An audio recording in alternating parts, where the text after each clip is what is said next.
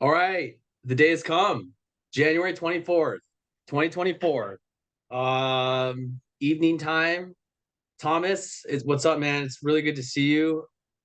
Let's just get right. Let's cut to the chase. Jim Harbaugh is now the head coach of the Chargers. I think we have been wanting this for quite some time. Obviously, with the national championship game, Michigan handling business against Washington, it just seemed like he had conquered everything he wanted to do going back to the collegiate level. He won an extensive amount of games. We'll get into the stats, but I mean, just gut feeling, instant reaction. Where were you? Like, how do you feel right now, Thomas, that Jim Harbaugh is going to coach the Chargers next season? It's still very surreal, man. Like we've been talking about this for like a couple months, like you'd mentioned, and I mean, even just like the idea, the original rumors, like he could come there, like you just can't even fathom it because Dino has never made a type of splash like this. I mean, we could go down and say that January 4th, 2024 could be the day that the Chargers finally turn the page on mediocrity of an organization or even the curse organization, even though, they still left us high and dry in San Diego, but it's fine. But this Yeah. is like, there's just, even with the Jim Harbaugh, there's just so many ties still to San Diego. So it kind of makes it feel like it's home still. And like, there's even more of an excitement for some of those fans that maybe, pretend they don't care. We know a bunch of them that pretend they don't care, but Yeah. it's there's a lot of good things to be excited about right now, and it's like it feels like the dawn of a new day. Um, I don't know. I've never been this excited for a head coach hire because we haven't had a head coach hire since 2007, nor we had any experience. So it's like it's been tough to want to have put all this like expectations in these guys that Dean and John, bring in, expect to take over, and just it's exciting. That's all I can really say, especially being out here on the East Coast. Probably like no one gives a crap about the Chargers. Everyone, San Diego still, which I love that all the radio stations out here and they talk about it. They always clown on it. So dawn of a new day for Charger fans, dawn of a new day for the organization. Let's just hope that this is what we want. I mean, not what we want, but like we just see what we think the fruition come. I'm excited. Yeah, no, hey, uh, I'm right there with you. You go on ESPN.com, you go on NFL.com, Pro Football Talk, the ring, whatever it is. I mean, it is plastered as the biggest headline. And this isn't, some coordinator. You were just touching on the fact that we really haven't hired a coach, and we'll go into kind of the history in a sec. With any real experience, ever since I would say what the hiring of Sean McVay, there was this innovation of hiring these young, hot coordinators with no head coaching experience. But given the fact that, the NFL, the rules are slanted more towards the offense, they were getting these just great minds. And this is not making jokes of the stupid Redskins 2013 coaching, tree that seems to be plastered every week. That was the case with the Chargers. Anthony Lynn, you had Brandon Staley, Gift Smith, the great Gift Smith era. Um, even though it lasted 3 games. But no, it's huge. And the fact that Harbaugh, I mean, he was supposed to at the time of this recording, so it's like an emergency pod. So it's Wednesday night. It's even later on the East Coast. He was supposed to meet with the Falcons tomorrow, and it just felt like it was a matter of minutes before we were going to get the Schefter bomb, the Rappaport bomb, everyone. And why would you take Atlanta, right? And let's just get into it right now. We won't get too much into the weeds of like the salary cap because we know that the Chargers are seriously suffering from that. And that's a completely separate podcast session we can have. But I mean, right now, Thomas, I mean, you think about it, his last 3 years at Michigan, he's 89-25, or that's his tenure at Michigan. His last 3 seasons, he's 40-3. He's the AP coach of the year. He wins a title. I mean, he accomplished everything, right? And mhm. you touched on his ties to the University of San Diego. And then he goes up to Palo Alto and dominates the Pac 12 with Stanford and Andrew Luck. And then just goes, seemingly just down the street to San Francisco and kicks ass there. I mean, you remember like in 2010, they had missed, up until that point, they had missed the playoffs for 8 straight seasons. And then he goes to 3 consecutive NFC title games. He was the coach of the year his first year. It's so crazy. I don't know. Let's just talk about how the fact that Spanos, and we can save all the colorful words and language for him, on a separate time. I didn't think he had the balls to pull this, hire off. And, I, it's been reported, what was it, 5 years that yeah, that's the he's going to contract get is. it. Yep.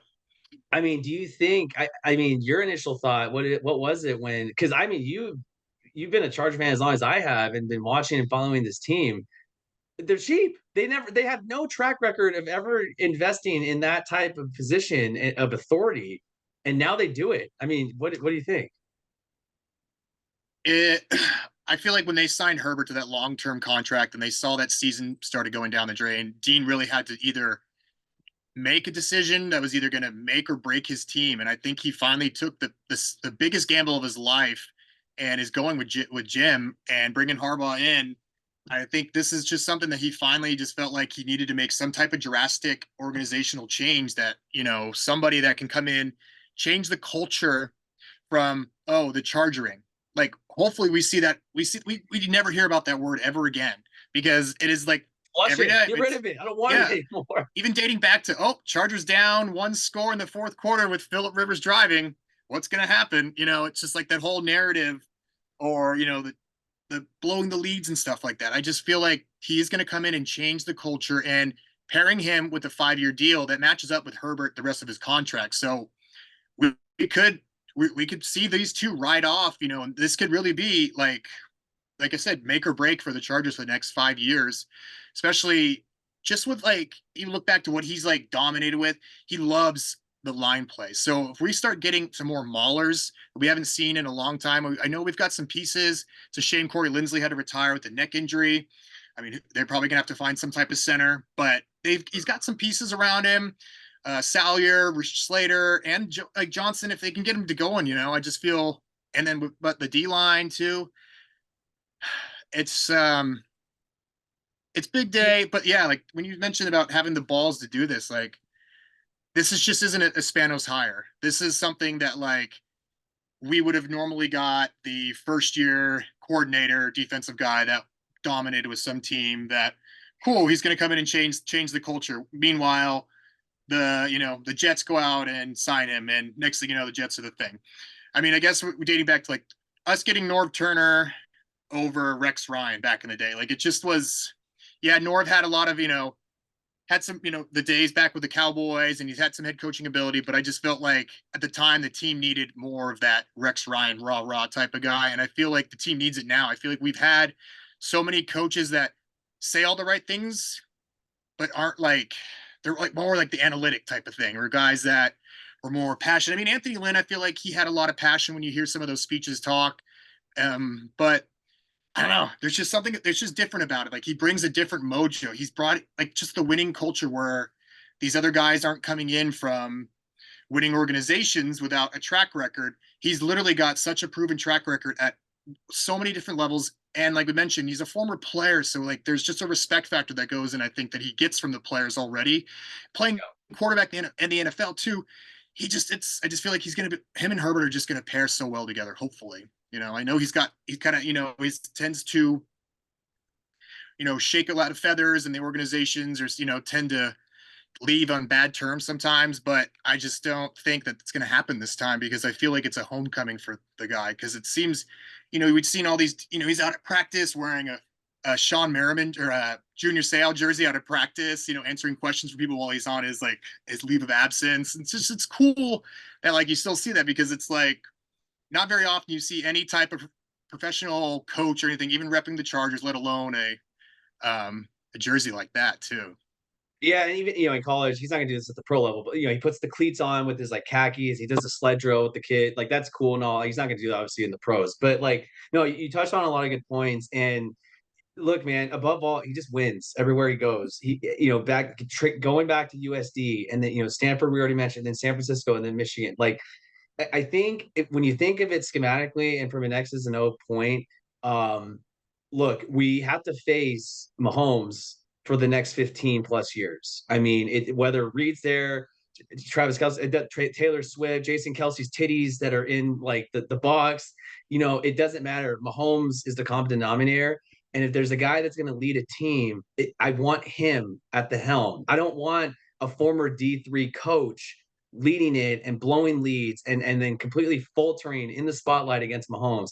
I don't want a former running backs coach, no offense to Anthony Lynn, who just wasn't ready at the time. And I understand that he had different circumstances. And I mean, who knows if the Chargers Well, doctor isn't a fucking idiot and stabs, um, Tyrod Taylor, and thank God he's okay. No, like jokes aside, yeah. you know, there was and moving to shit ass LA, like there's a whole like bunch of factors with him, and then Mike McCoy, that was the exit of San Diego, and then so I think when it really boils down, you mentioned it, he's a meat and potatoes guy, right? That's how his dad was. That's how his brother still runs the Ravens, who's probably going to win the Super Bowl this year. If you want to bet money on that, and we have a quick Ravens time just a sec that we'll get to. But like I said, above all, he brings that mentality to this locker room, to this team that they have not seen. They never have. I mean, some maybe guys like, except for like maybe Joey Bosa, who won a title at in college.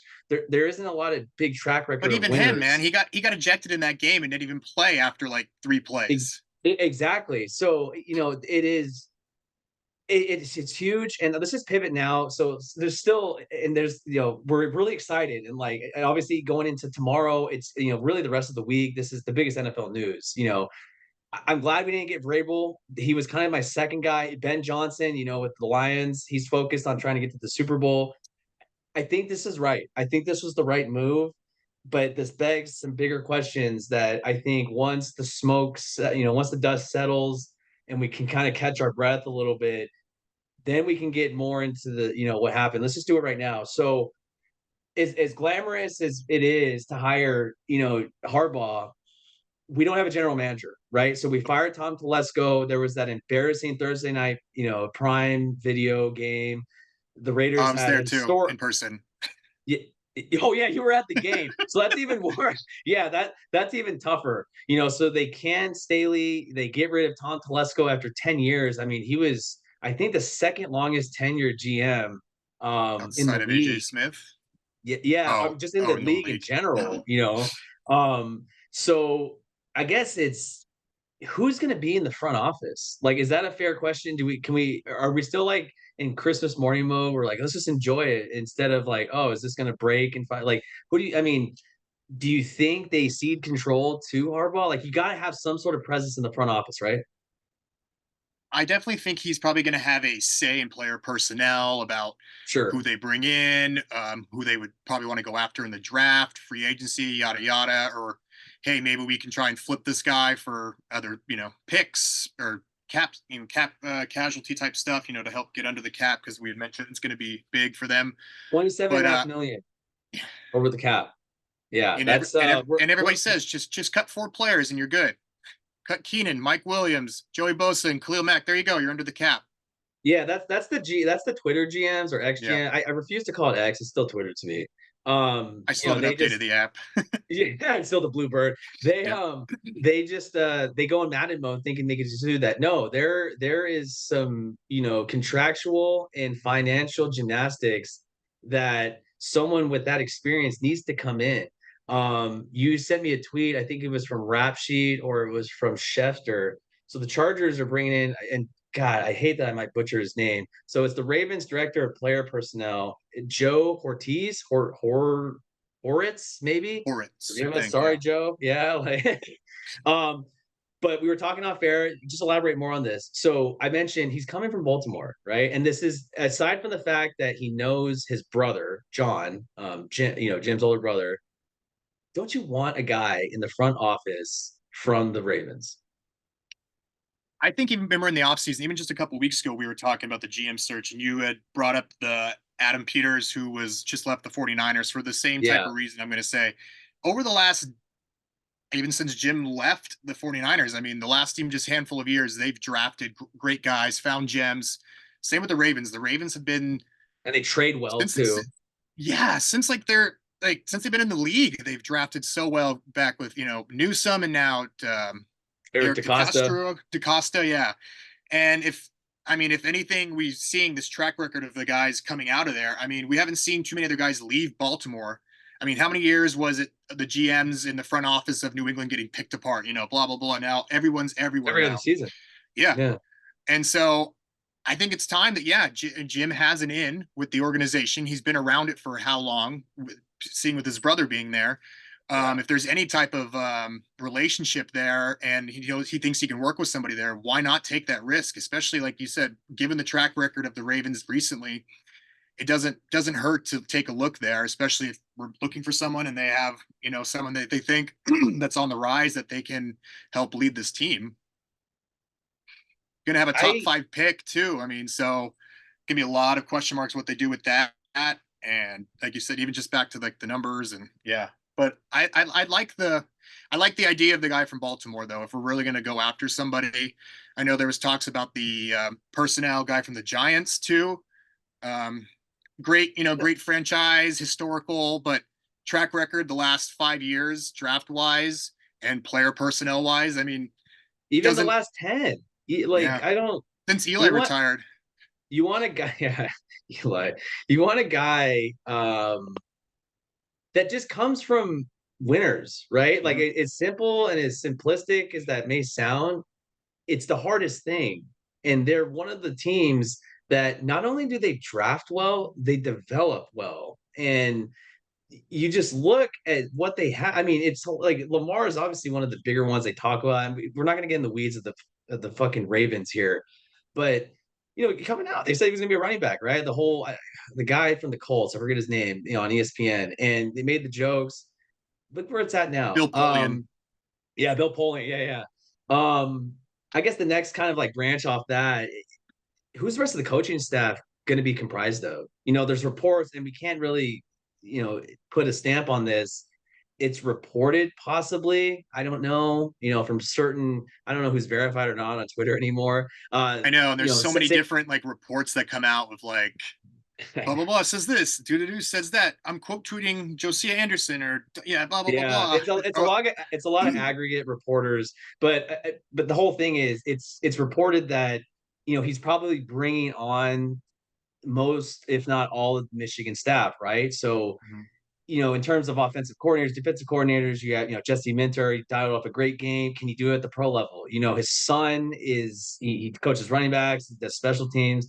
Jay Harbaugh. I don't know. That's one of the bigger questions. Like I said, we're still kind of like Christmas morning mode. Like this is exciting, but once everything settles, it's like, okay, what is the order of business? Because normally, do you? And again, it's again, we're it's hard to like spit this out because we're so excited. But wouldn't you say it would have been more logical to get the GM and then the coach? Because now you have to mold everything around Harbaugh. And I'm okay with that based off of his track record. But would you have wanted the other way? I mean, I feel like that's the old school way of like the NFL worked for so long. The owner goes out, finds himself a GM that he thinks they share a vision or he likes the vision of this GM, and then they work hand in hand on picking a coach that sees the same vision as them. Or Yeah. like I think now, like I feel it almost feels like Spanos is really handing the keys to Jim, and it's like, okay, take us away. So Yeah. if he does have a hand in picking his GM, or even just some maybe there's not an official GM title, it's just a bunch of guys, player personnel, all these different tags that you can give these people. But Jim may end up with some type of GM control in a sense. Like I said, like ultimately, like I bet Andy Reid and like Belichick, I think final at the end of the day have final say when it comes to certain things. But I'm sure that the GM and all these guys are giving definitely major insight in a lot of this stuff. But I'm sure there is some guy, hey, this might have some character issues. Andy Reid loves character issues, so let's just go ahead and bring him in. And boom, next thing you know, you've got a 5-time Pro Bowler or something like that. Yeah, it's we're going to enjoy this, but those are some of the looming questions that I'm very curious about. And we've seen this our entire lives. The Chargers are not what this new favorite metaphor for the media is. They're not this powerhouse corporation, right? They're not corporate. They're mom and pop. And we know the record of Spanos and the nepotism he has with the company. I mean, his sons run the football operations, right? And I want to kind of segue this into like, some of the Chargers coaching history, because this potentially could be the reason, 4 or 5 years from now, that Harbaugh's not there because he clashes, heads because of how big his personality is, with the Suns and pulling the trigger on certain players and personnel decisions. I mean, this is kind of nostalgic for us. So, much respect and love to Eric Coryell. Just for the sake of, time and everything, I just did a little homework going back with the head coaches for the Chargers since '02. So basically, since Schottenheimer, rest in peace, Mhm. he's still unceremoniously fired. That was ridiculous. I just to this day, I mean, I remember being in like, elementary school or middle school reading about that. I just ugh. Anyways, so I'm going to list you off some of these coaches. I mean, you're going to remember all of this. So from '02 to '06, Marty Ball at the helm, just running the sidelines at Qualcomm, 47-33 record, regular season, 0-2 in the playoffs. So obviously the notorious, I guess if you go chronologically, it was that terrible '04 Jets loss, Kading missing the field goal. I might make myself sick reverting back to all this. And then the I'm biggest, like probably, trying to hold back tears. oh yeah, no, I remember I cried. sitting right Yeah, there behind the end zone, and like I can still visualize it in the rain right there. And rain, it's first cold. playoff game, like yeah, I'm in my Drew turtleneck. Brees, yeah. And then obviously the notorious or infamous, however you wanted to describe it, in a more ugly adjective, the Marlon McCree fumble. So those were his two playoff losses, right? So he was there essentially 4 or 5 seasons. We already mentioned it multiple times. So Norv Turner kind of inherits the Ferrari. They had like 12 Pro Bowlers from that team. So from 2007 to 2012, Norv Turner, 56-40 record, 3-3 record in the playoffs. Did have an AFC Championship game appearance. Could you say it was a fluke? I don't know. It was still a solid team. If Rivers isn't playing on an torn ACL, Gates I think had an ankle injury. The week T prior had the when knee, or yeah, that LT had the knee. infamous hood and the Yeah, it was 9 degrees. How it is over there. We'll kind of speed this up too.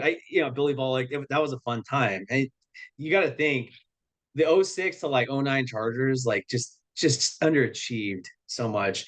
2013 to 16, this is the end of the San Diego era. Mike McCoy, 27-37, 1-1 in the playoffs. He has that Bengals win, which was kind of over Ronnie Andy Brown, Dalton. baby, Ronnie Brown. Yeah, young AJ, Green, we were able to handle it.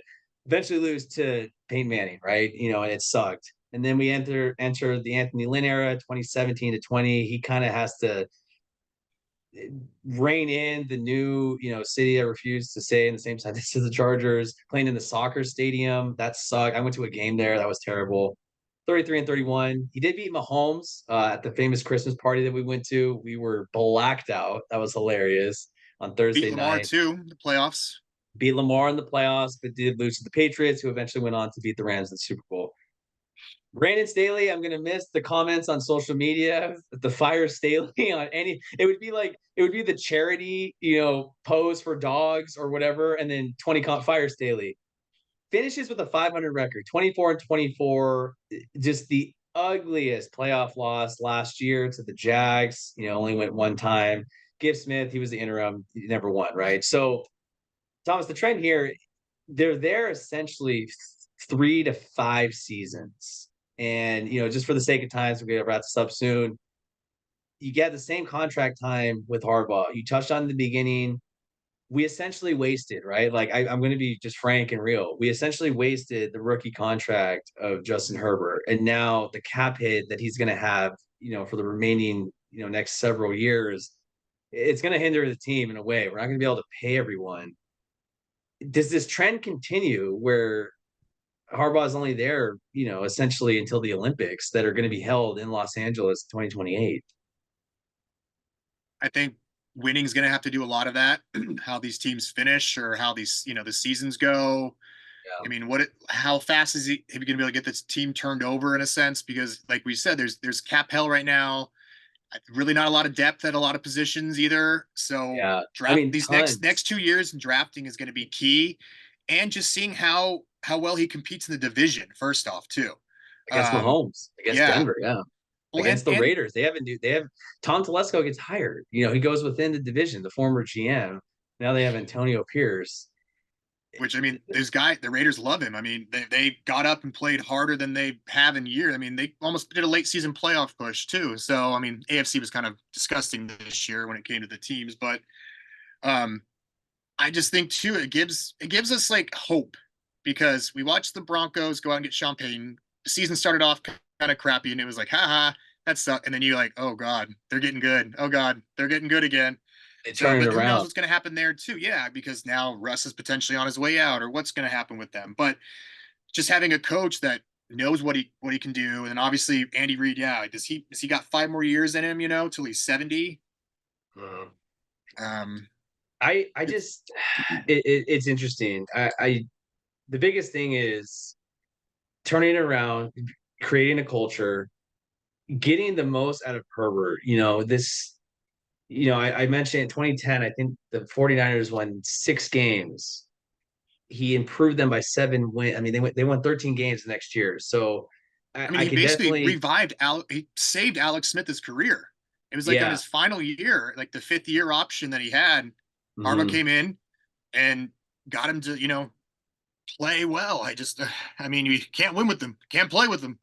And Yeah, Vernon Davis, I mean, the catch, like Scraby's favorite thing, the Alex Smith, the power Alex Smith for the touchdown run against the yeah. Saints too. I mean, Frank Gore's giant balls. They had a great defense too. Patrick Willis.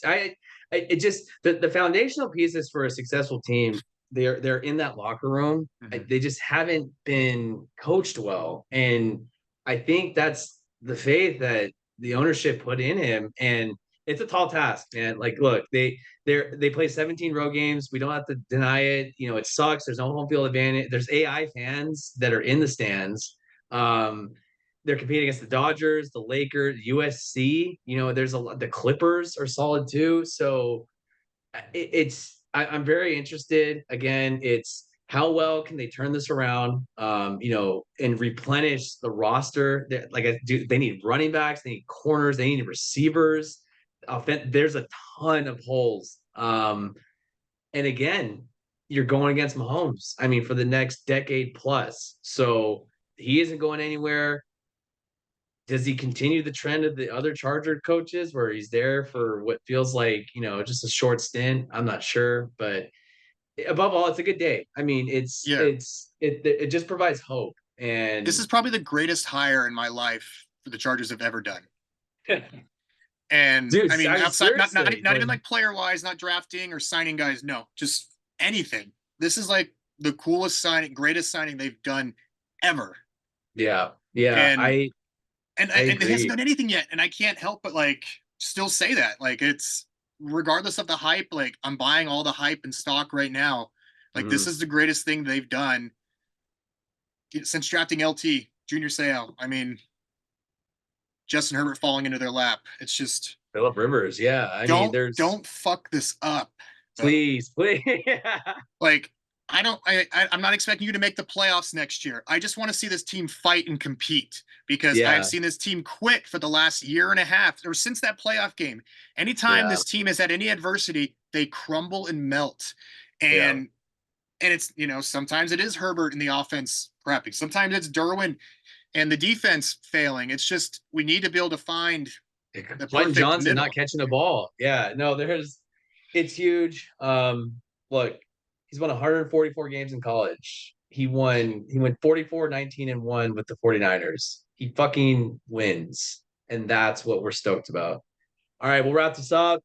Thomas, thanks for being flexible. I know it's late on the East Coast. You have children, you had to, bathe and get into bed. I can't imagine how tough that is, but hey I did man, that for my kids, not me, but yeah. I'm next.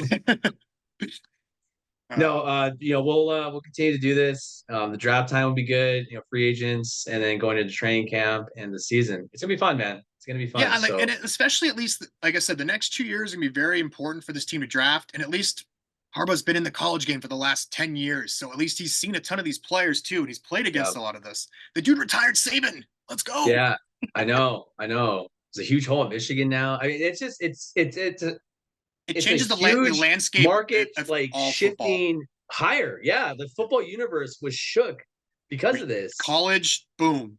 I mean, when's the Yeah, last time Jimmy Johnson won a national championship then jumped to the NFL? and the jump to the NFL. Yeah, I mean, off the top of my head, yeah. Like Maybe Urban Meyer. No, I'm just kidding. Yeah, just a little finger in the butthole action. No, this was fun, man. Yeah, I think yeah. we're gonna keep doing this. stay tuned for social media. We'll cut some clips for this, but yeah, it's a good day. Jim Harbaugh hired as the Chargers head coach. It's a reported 5-year contract. Who knows? Maybe the Chargers can be in talks of a Super Bowl soon. But Thomas, Right? thanks so much, man. This was a freaking blast. Yeah, let's hope our FaceTime calls are much more happier going forward this season. Yeah, no more stress. All right. We got about a minute left. So yeah, that was good stuff, man. That's we hit, main Yeah, points. I hadn't been on it. I haven't really talked in a while, so I'd like lose my train of thought and ramble. No, I know So I but it's all good because it is it's just fun. Yeah, it's here, I'll get this let me just give you a quick call. I want to start yeah. downloading this. I'll call you right now.